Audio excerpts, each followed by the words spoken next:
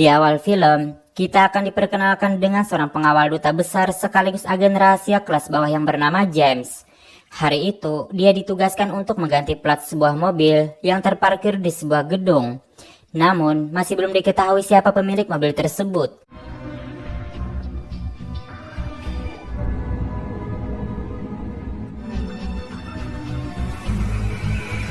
James sebenarnya bosan dengan tugas-tugas ringan seperti ini, karena sebagai agen rahasia, dia sangat merindukan tugas yang jauh lebih menantang. No, I'm quite sure I don't. You know, if you gave me the chance, I could do so much more. Setelah tugasnya selesai, James pun kembali ke apartemennya, dan diketahui dia tinggal bersama pacarnya yang bernama Caroline, seorang gadis cantik asal Prancis. Yang mana di sini, Caroline menunjukkan gaun barunya yang dia jahit sendiri. Wow. Keesokan harinya, James kembali mendapatkan tugas ringan, memasang sebuah chip di dalam ruangan pertemuan Menteri Luar Negeri dan Duta Besar. Meski sempat beberapa kali gagal, chip itu pun akhirnya berhasil terpasang dengan sempurna.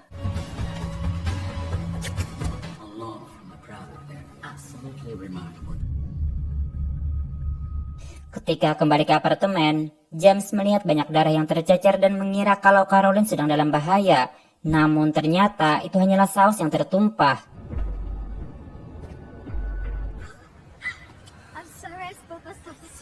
Di sini, Caroline melamar James menggunakan cincin almarhum ayahnya, karena sampai sekarang James tidak kunjung melamarnya. Di tengah kemesraan mereka, James kembali mendapatkan telepon dari atasannya, yang dimana dia ditugaskan untuk membebaskan satu agen khusus yang saat ini sedang ditahan petugas keamanan bandara. Dan tugas ini sekaligus promosi jabatan yang diberikan kepada James. Malam itu juga, James pun langsung berangkat menjalankan tugasnya.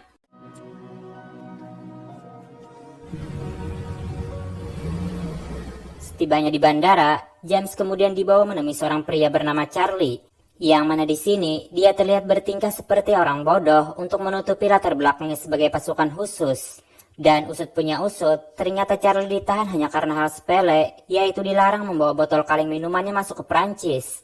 Yang pada akhirnya masalah ini bisa diselesaikan dengan bantuan James. Pardon, monsieur.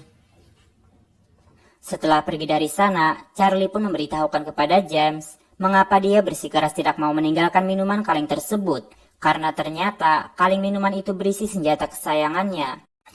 Hence the diversionary tactics of the grammatical variate me and Mrs. Jones. Kemudian, mereka mampir ke sebuah restoran Cina untuk menikmati makanan. Dan entah apa tujuan Charlie, di sini dia tiba-tiba saja menyandera seorang pelayan dan menembak mati semua pekerja di sana.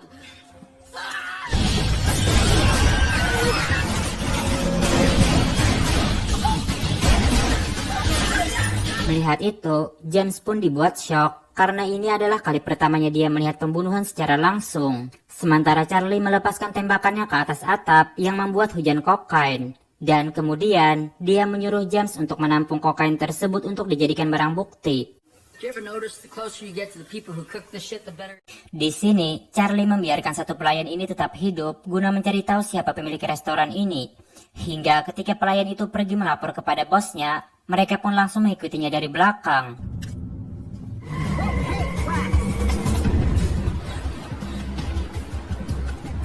Saat di dalam mobil, James bertanya apa tujuan mereka sebenarnya, karena sebagai partner, dia berhak tahu apa yang sedang mereka kerjakan.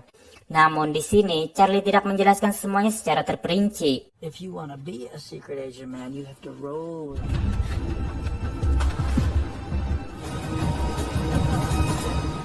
Tiba di parkiran, mereka dipalak oleh beberapa orang preman, yang tanpa mereka sadari kalau Charlie adalah agen rahasia yang terlatih.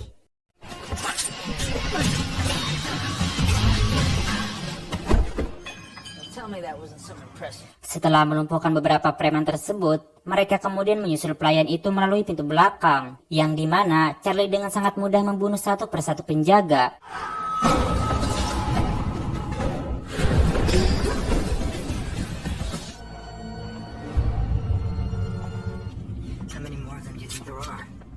Kemudian, mereka menginterogasi pemilik restoran yang saat itu sedang menyaksikan pertunjukan tarian. Dan dengan dibantu terjemahan bahasa dari James, Charlie meminta semua alamat jaringan pemasok narkoba di kota ini.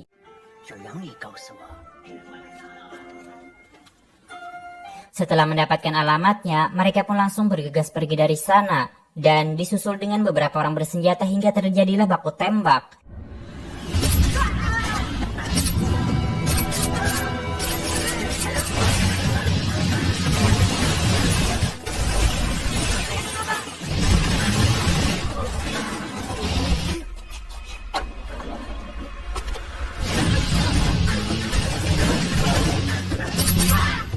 Hingga akhirnya, Charlie berhasil membunuh semua dari mereka, sementara James hanya bisa menonton aksi tersebut. Hey, do you think they serve breakfast up there in the Eiffel Tower? Kemudian, James melaporkan tentang Charlie kepada atasannya yang tak lazim dalam menjalankan tugas. Namun, atasannya menyuruh James untuk mengikuti saja cara kerja Charlie, selagi itu adalah misi resmi yang diberikan oleh negara. From the king on down. Thank you, sir. Keesokan harinya, Charlie dan James menaiki menara Apple untuk melanjutkan misi mereka. Di sana, Charlie memaksa James untuk menggunakan narkoba yang ada di dalam guci yang mereka bawa, bertujuan agar James yang nampak tegang bisa lebih santai dalam menjalankan tugas.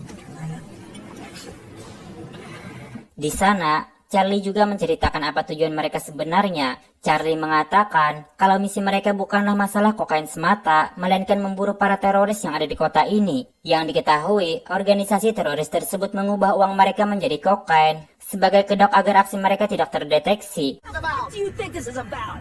It's about terrorism. Mendengar itu, James pun nampak kaget dan ketakutan setelah mengetahui misi utama mereka. Kemudian Charlie membawa James ke sebuah tempat hiburan dan memintanya berlaga seperti pecandu. Act the part. Some drug addicts. You sleeping with me?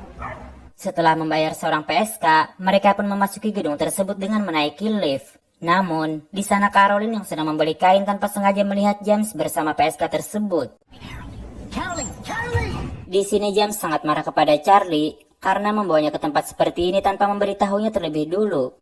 Namun Charlie mengatakan kalau tujuannya bukanlah ingin bersenang-senang, melainkan untuk mengintai aktivitas sebuah restoran Cina yang ada di depan gedung tersebut. When you're done, why don't you check out the bank? Our friends are using a lot. Mengetahui itu, James pun langsung menghubungi Caroline untuk menjelaskan semuanya. Namun saat bersamaan, muncul dua orang yang langsung menghajar James yang entah siapa mengirimnya. Dan tiba-tiba, setelah menunggu cukup lama, akhirnya Charlie melihat dua orang yang baru pergi meninggalkan restoran yang sedang mereka intai. Kemudian, mereka mengikuti kedua orang tersebut hingga memasuki perumahan. Dan dengan santainya, Charlie dan James meminta izin untuk masuk dengan berpura-pura ingin membeli narkoba.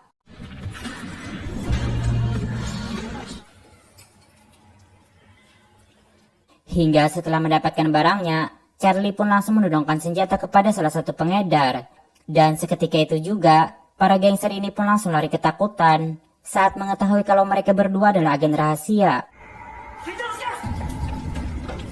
Kemudian, Charlie meminta pengedar ini untuk membawanya bertemu dengan pimpinan mereka yang bernama Rashid. Namun, di sana hanya ada seorang pria tua.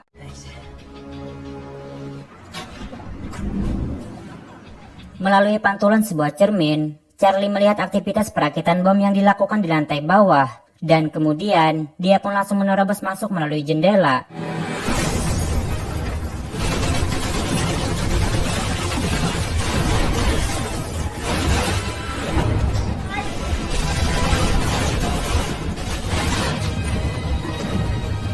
Di sini, Charlie berhasil membunuh beberapa dari mereka, sementara tiga lainnya berusaha kabur melalui tangga dengan membawa tas berisikan bom yang sudah dirakit. Namun ketika mereka memasuki mobil,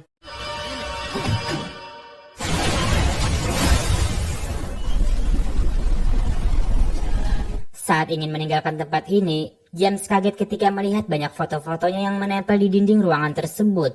Yang ternyata semua aktivitasnya di kedutaan sudah dipantau sejak lama. Namun di sini James bingung siapakah orang yang selama ini memata-matainya. Well, let's go. Saat bersamaan, mereka kembali dikagetkan dengan kedatangan polisi yang mengepung tempat tersebut. Charlie yang mengetahui kalau pintu itu sudah terpasang bom, ia langsung menyuruh James untuk menghindar.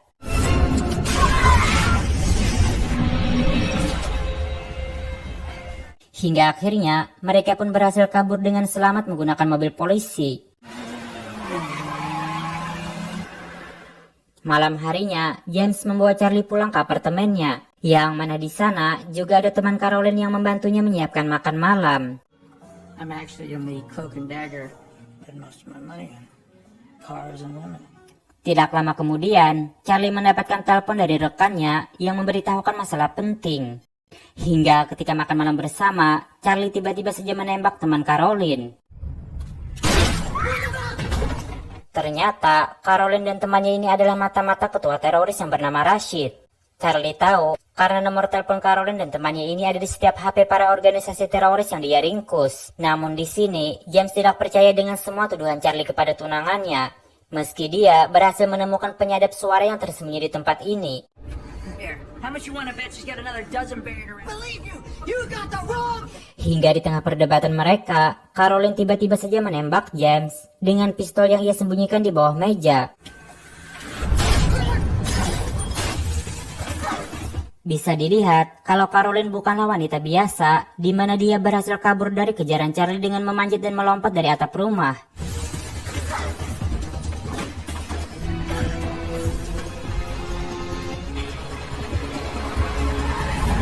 Melihat Caroline dijemput oleh seorang pria, Charlie pun langsung meminta rekannya untuk melacak plat mobil yang mereka kendarai. PR75.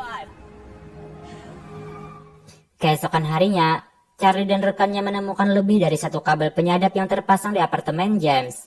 Sementara James sendiri masih tidak percaya kalau wanita yang sangat dia cintai selama ini ternyata telah memata-matainya. I don't know anything about this girl, Wax. Tidak lama kemudian, Caroline menelepon James untuk meminta maaf. Dan dengan cepat, hacker kedutaan pun langsung melacak keberadaan Caroline dari panggilan telepon tersebut. Di sini, Caroline menceritakan pengalamannya 6 tahun yang lalu saat dia bertemu dengan seorang pria, yaitu pria yang dianggap telah mengubah cara pandangnya tentang hidup. Dan karena pria itulah, Caroline berani melakukan apa saja yang dia yakini benar.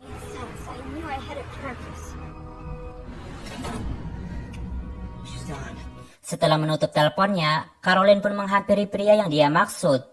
Pria ini adalah Rashid, otak dari organisasi teroris yang sedang diburu oleh Charlie. Dari penyadapan yang dilakukan oleh hacker kedutaan, diketahui ternyata mereka ingin melakukan peledakan besar-besaran pada saat pertemuan delegasi Amerika untuk konferensi bantuan Amerika kepada Afrika. Mengetahui itu, Charlie pun langsung mengajak rekannya untuk menyusul iring-iringan mobil pejabat Amerika yang berangkat dari bandara.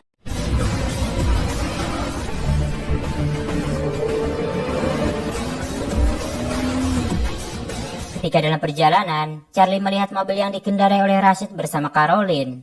Saat bersamaan, dia juga mendapatkan telepon dari James yang memberitahukan kalau Caroline tidak berada di mobil tersebut, yang kemungkinan besar dia sudah bergabung dalam pertemuan itu. Is not inside that car. She is entering and get visual contact before you take your shot. Dan benar saja, ternyata di samping Rashid hanyalah sebuah boneka untuk mengelabui Charlie. Karena kesulitan untuk membidik, Charlie kemudian menyuruh rekannya untuk mengambil jalan lain.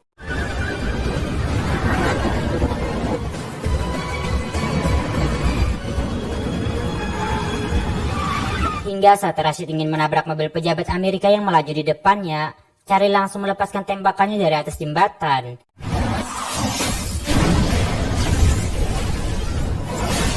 Welcome to Paris, baby.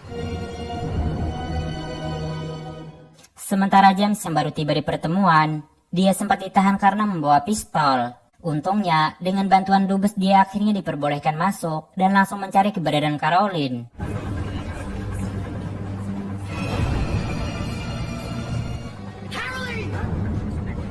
Di tengah keramaian, James merampas pistol milik penjaga dan menodongkannya ke arah Caroline, yang mana di tubuhnya sudah ada bom yang siap meledak kapan saja. Di sini, James berusaha membujuk Caroline agar membatalkan niatnya tersebut.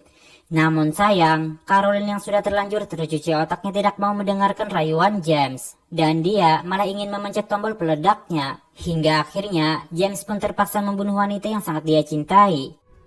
Love for you.